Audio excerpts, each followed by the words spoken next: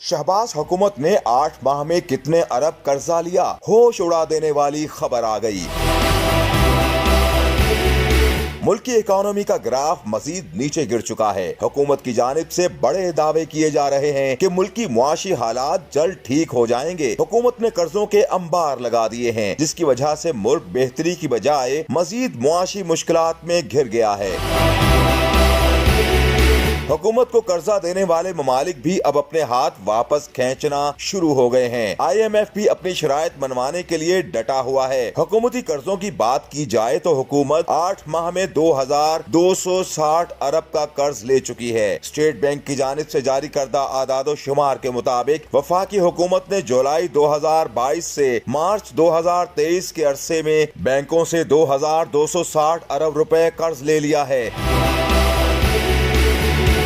दिसंबर में ही हुकूमत ने 92 अरब रुपए का कर्ज हासिल किया। उस वक्त हुकूमत का मजमूई कर्जा 51 खरब रुपए था। दिसंबर 2021 में ये हुजम 41 खरब 54 करोड़ रुपए था, जो एक साल के अरसे में 9 खरब 50 करोड़ रुपए बढ़ गया है।